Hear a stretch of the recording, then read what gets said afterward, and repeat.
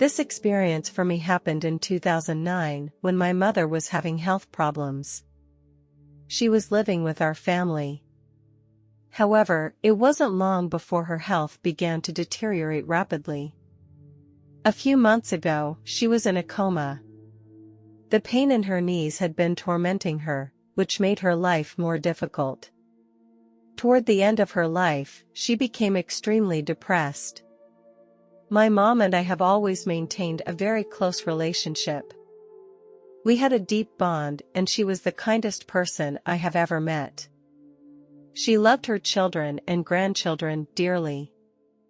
The night before she died, there was an argument between my mom and me. This was a very rare occurrence between us. The reason for the argument was that she was planning to move out and live with my aunt. We had told her many times that this was not a good idea because my aunt had always been an alcoholic and it could have a negative effect on her health and life.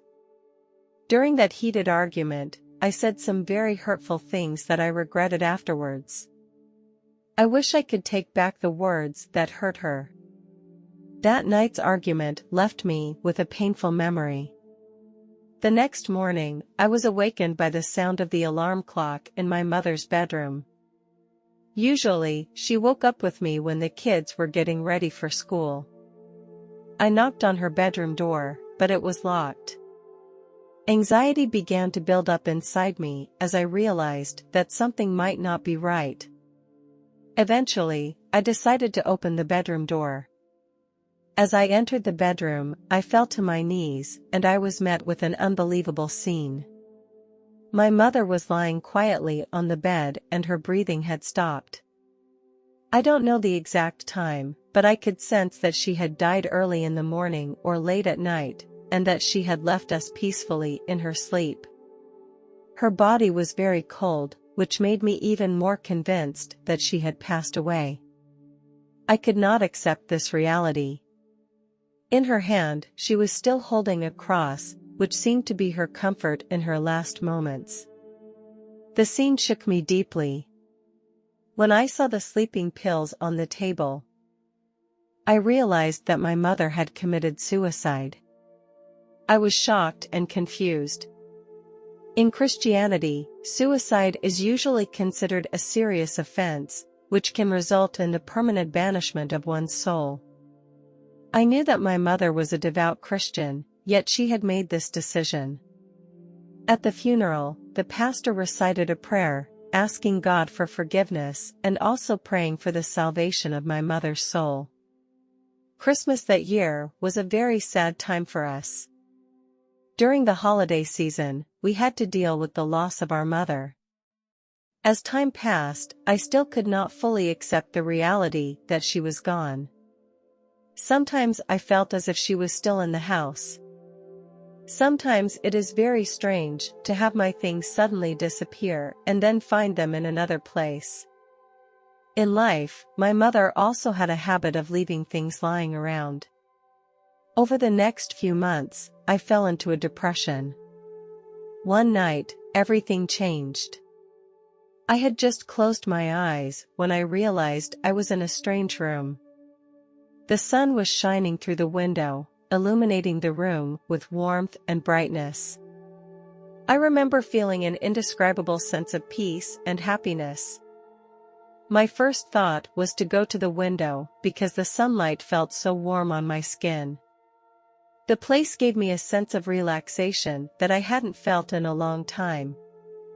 Through the glass, I see a peaceful garden. Flowers of all colors flutter in the breeze. There are brightly colored roses and elegant tulips, which open up piece by piece, giving off their fragrance. In the center of the garden, there was a small fountain, the water droplets glittering in the sunlight, emitting a diamond-like glow. In the distance, I saw a forest. A flock of birds flew through the air. As I stepped out of that room, day suddenly turned into night. The garden in front of me disappeared. I looked ahead and found a huge playground. The whole scene was filled with mesmerizing colors. These colors, which I had never seen in real life, could not be described by common colors. Those colors were so brilliant, so unique, as if they were from another world. There, I saw a huge and beautiful Ferris wheel, which kept spinning in the night sky. I turned my head to the right and was surprised to find my mother standing beside me. I was very surprised by her appearance. She looked exactly the same as she did when she was alive, without the slightest change in her features. Her eyes were filled with warmth. I asked her, "Mom, is it really you?" The moment I said this, her appearance suddenly changed. She changed back to the way she looked when she was in her 20s. She was wearing a gorgeous evening gown which glowed a deep blue color. The gown was embellished with shimmering silver sequins. She looked young and beautiful. She glowed with youth and vigor. She looked at me with a smile and then quickly ran away as if she had been set free. I rushed into the playground after her. As we stood there, 3 angels appeared before us. These angels were wearing pure white robes. The robes looked very light, as if they were made of feathers. Their blonde hair shone like the sun. Their turquoise blue eyes were deep and clear, radiating incomparable compassion and serenity. Although these angels were not very tall, their presence was solemn and mysterious. We communicated telepathically. Though no speech or words were used, they were able to deeply understand each other's thoughts and emotions. This communication transcended the limitations of words. The angel took us deeper into the amusement park. Here I saw some strange buildings that were completely different from the real world. One building looked like it was constructed of rainbows and glowed with brilliant colors. Another building took on a fantastic geometric shape that seemed to be made of crystals and glass, reflecting dazzling light. We followed the angel into one of the buildings. The interior of the building was spacious and bright. The walls seemed to be made of crystal. In the center of the room was a huge crystal table with various rare gems that gave off a shimmering light. There was also a mirror inside the room. I approached the mysterious mirror, my eyes watching myself. This was no ordinary mirror, but a mysterious object with supernatural powers. In the mirror, I saw my past. On the couch in the living room, my mother always held me in her arms. At that time, she would often read fairy tales to me. I also saw us making crafts together. My mother always encouraged me, and she taught me how to draw and make small crafts. Those times were so happy and meaningful. Whenever I was in trouble, my mother was always by my side. These memories played like a movie in the mirror, making me feel as if I had returned to those wonderful moments. In the mirror, I also saw many visions of the future. I was in a serious car accident in my old age that caused me to lose my leg. This scene was shown very vividly in the mirror. I saw myself lying at the scene of a car accident. Vehicles were damaged, emergency vehicles and paramedics surrounded me. My expression was filled with pain. The sight was very disturbing to me. I asked the angels around me if these things could really happen. My eyes were filled with unease, and I desperately needed an answer. The angel looked at me, and he responded telepathically to my question. Not necessarily, the angels told me, the future is full of uncertainty, and just because you see the scene in the mirror doesn't mean it will happen. Life is full of possibilities, and your choices and behaviors affect the future. Next, we went up a flight of stairs together to another room. Inside the room were 2 things that looked like bathtubs, one located on the left side of the wall and the other on the right side of the wall. The tubs were filled with clear liquid. My mother looked at me, then, she walked towards one of the tubs and immersed herself in the liquid. Then, a piece of clear glass covered the top of the tub, completely enclosing her inside. My mind was filled with confusion as to what this meant. It was one of the strangest things I had ever seen. Suddenly, I felt the whole space move upward. I felt intense love. As if God was right next to me. Even though I couldn't see him with my own eyes, I could feel his presence. I left that room and found a sidewalk wide enough for 4 people to walk side by side. I was surrounded by other people, but they didn't notice me. As I looked to my left, I saw majestic peaks and waterfalls. Below the peak was a beautiful valley filled with wildflowers. If you think the colors on Earth are gorgeous, you're wrong. The colors here are much more muted, some of which I've never even seen before, much less know how to describe them. As I continued walking on the sidewalk, I saw a garden on my right. It was filled with fruit trees. The gates were covered with vines. I was ready to check out the garden when, just then, a voice came from behind me who warned me not to enter the garden. Although I didn't see anyone, I knew he was God. If you ask me, how do you know it was God? All I can tell you is that when you were there, you won't doubt what I'm saying. The sheer joy of being there is irresistible. I felt like I was home. I made my heart's desire known to God that I longed to be reunited with my mother and wanted to be with her. However, God said to me, "No, it is not time for you to leave. You must stay on earth and learn more." To this day, I still ponder what knowledge I need to learn. This question haunts me. Even though I don't understand the exact answer, I believe that time will give the answer. Then, the scene in front of me slowly began to become blurry. I kept falling through the air. Although I didn't feel any discomfort, I felt a little scared because I had no idea where I would be going. It seemed like I had been falling for a very long time, and eventually I landed in a place that looked like a market. I suddenly woke up from my dream. That dream was so real and shocking. I thought over and over again about everything that had happened. I felt that it was all God's arrangement. God had brought me to my mother to help her ascend to heaven. My mother needed my company and guidance to find her way to heaven. As skeptical as such an experience may be, for me, it was the truest thing I have ever experienced. Not only did this experience make me rethink the meaning of life and death, but it also touched my deepest emotions. On September 8, 2011, I experienced something that changed my life. On that day, I was working on a pressing project. At some critical stage of the project, my colleague and I disagreed on a decision. The crux of the issue was about the allocation of resources to the project, specifically, how to allocate the limited human resources. I believed that the resources should be allocated to our team. However, my colleague disagreed and insisted that the resources should be allocated to the project he was responsible for.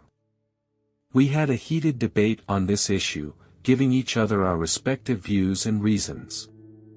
This disagreement gradually evolved into an argument. After work that day, my mood became very bad. I decided to go to a nearby bar in the hope of soothing my mood. It was about 10 p.m. when I decided to drive away from the bar. This was a very dangerous and unwise decision. After I drove some distance, my eyes began to become heavy. Despite the fact that I felt tired, I did not take appropriate measures. Slowly, my eyelids became heavier and heavier. My consciousness began to become blurred. Suddenly, I heard the shrill sound of a car horn. When I opened my eyes, I realized that a car was coming towards me from the opposite side. I hit the steering wheel hard to the right. My car ran off the highway. The vehicle crossed a farm field and my body swayed uncontrollably. Eventually, my vehicle hit a tall utility pole with a terrible crashing sound. My head began to ache violently and a rush of blood blurred my vision. My life was slipping away. In that moment, I tried to stay conscious, but my body became weaker and weaker. After a while, I felt myself being drawn by some invisible force that took me into the dark unknown. Then I heard someone calling my name. With great effort, I raised my head and saw a beautiful angel. This angel had very long blonde hair that fell like a golden waterfall. Her eyes were a deep blue, clear and pure, as if they could see into my soul. Her face was full of compassion and made me feel very at ease. She wore a long, white robe. Her beauty came not only from her appearance, but also from a divine aura that transcended humanity, radiating infinite light and love. Her presence warmed me. She reached out a hand and said to me, "Come on, take my hand, we don't have much time." I didn't understand what was happening, but this was not the time to question it. With her warm gaze, I took her hand without hesitation. At that very moment, I heard a soft thud. It was as if my body was free from the bonds of gravity, and a feeling of lightness and freedom filled my soul. My soul left my body as if floating in some unknown space. Then the angel began to soar swiftly into the night sky and I felt myself being taken off the ground. I looked down and some strange creatures were staring up at me. The creatures looked so monstrous that it was as if they were from hell. Their bodies were twisted and deformed, their skin filled with cracks. Their heads were strange and terrifying, and their eyes were like blood-red flames, their pupils filled with an evil glow. These creatures seemed hostile, and their presence frightened me. They tried to approach me as if to drag me into an abyss of darkness. The angel calmly told me that these spirits were cursed. She went on to explain that I was safe here and did not have to worry about these cursed souls. Her voice gave me an inexplicable sense of peace. With her guidance, I was ready to continue my mystical journey. Curious, I asked that angel where we were going. She smiled and answered me, "I will take you to heaven." This answer surprised me because I hadn't been to church in 10 years and rarely even prayed. 10 years ago, my best friend died in a traffic accident. At that time I had prayed to God but received no answer. I became skeptical about the reality of God, which dealt a heavy blow to my faith. Secondly, I gradually lost myself in real life. The pressure of work took up most of the time. I felt that faith did not help much in coping with real problems. I felt that praying was a great waste of time. And religious beliefs had become strange and distant in my life. I didn't quite understand why I was considered a devout believer. After a while, the angel told me that we had arrived. The angel gently let go of my hand and we came to a magnificent circular building. The building was tall and magnificent and shook me to my core. The doors were beautifully carved with patterns and mystical symbols, exuding an ancient and mysterious atmosphere. As we approached the gate, it began to open slowly, as if welcoming us. I felt both excited and slightly nervous inside. But I knew that no matter what happened, the angels would always be with me.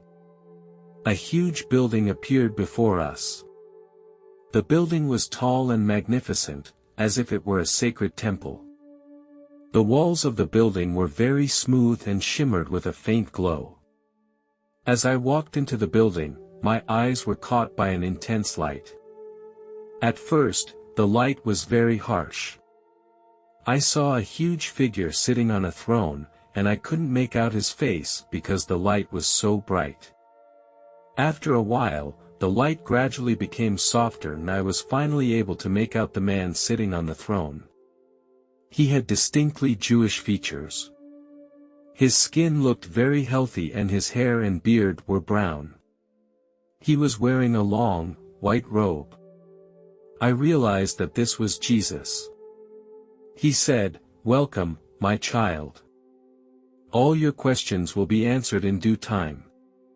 This statement puzzled me. He seemed to understand my inner thoughts. He continued, "My child, you are dead now."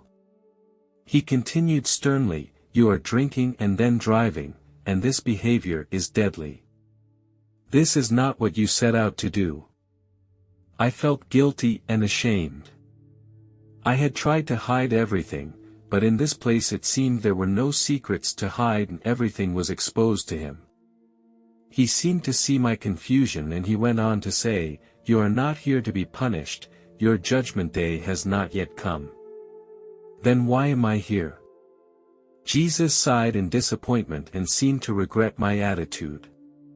"You are here," he said softly, "to reflect on what you have done in the past."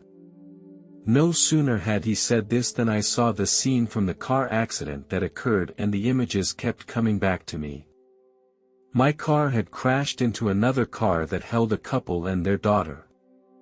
The force of the impact totaled their car and they were tragically killed on impact. The little girl ended up quadriplegic. After watching this scene, I cried out loud, "Why did you make me see this?" I felt like my insides were in agony like knives. Jesus responded, "Show you this so you can be a better version of yourself." I didn't know what was going to happen next or what this place really meant to me. I felt frustrated and self-condemned. I was a complete wreck.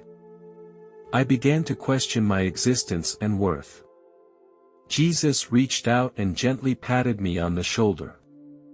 He said, "Don't beat yourself up too much, my child. You were not brought here to be plunged into self-doubt and confusion, but to make you realize something important. Everyone has a past, everyone has made mistakes. But the past shouldn't define your future.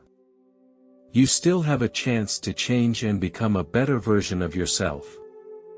I felt understood and accepted, and it was an unparalleled comfort to no longer feel alone and self-conscious. In my next conversation with Jesus, his words seemed to contain a warning. Jesus reminded me that mankind is destined to destroy mankind. You have done so countless times and will do so again. Jesus then showed me a series of amazing images, each one a part of human history. I saw ancient mankind killing each other on a battlefield. The battlefield was covered with sand and smoke, and the warriors were armed with all kinds of cold weapons. It was a brutal war, with people fighting for territory and power. The soldiers' armor was covered with blood and mud. The battlefield was filled with the smell of death. Soldiers struggled in the chaos, fighting to the last ounce of their strength for survival and victory. The scene was chilling and made me deeply feel the cruelty and ruthlessness of war. Time and again, wars in human history have brought great suffering and destruction. Then the scene jumped to the time of the Industrial Revolution, when warriors used rifles to shoot each other on the battlefield. The soldiers are wearing uniforms. It was a modernized war, and the scale and destruction of the war was even greater. I see hatred in the eyes of the warriors as they fight for their country. War during the Industrial Revolution was full of struggle and pain, and this scene touched me deeply. The scene jumped again, taking me back to the end of World War II, and I saw the horrific sight of a nuclear bomb being dropped. A huge atomic bomb exploded overhead, creating a huge mushroom cloud, complete with a devastating fireball and intense radiation. This explosion instantly destroys the city of Hiroshima and the city is reduced to rubble. The scene jumped again and I saw an even more horrific future war. The scale and lethality of this war was horrific. Millions of people were killed in this conflict and many cities were completely destroyed. First, a huge nuclear bomb exploded in Europe. Countless people were killed in the explosion. It was a devastating disaster that caused immeasurable damage to human society. Then, another nuclear bomb exploded in South America, spreading a fiery fireball in all directions. The entire continent was gripped by war and people faced unimaginable suffering. The missiles appeared to have been launched from Asia. My heart was filled with pain and doubt, so I posed the question to Jesus, since you knew this would happen in the future, couldn't you do something about it? However, my question seemed to offend Jesus and his smile disappeared and was replaced by a surge of anger. He replied, "Why should we stop it? Most people have banished us from their lives. Most have lost their faith. Why should we save your race again?" I was shocked and puzzled. Jesus explained that my Father had wanted to destroy the human race, but in the end gave you a chance. Jesus reminded me that when I returned I should tell those who would listen that if they did not heed the advice then they would face destruction. Again, Jesus emphasized, "Now, I must return to the real world and deliver this important message." I gently nodded my head in agreement. Jesus' eyes were full of encouragement and trust. He touched my shoulder and a wave of warmth and strength infused me. After our conversation was over, Jesus began to disappear in front of me. After a while, I felt myself begin to move downward, as if I were landing on an unseen path. This process was accompanied by a strong vibration. As the vibrations intensified, I gradually returned to the real world. The process was like crossing the border of time and space. After I reconnected with my body, I heard someone tapping on my car window. I looked up at the car window and realized it was a doctor. The paramedic rushed to me and said, "Don't worry, we're here to save you."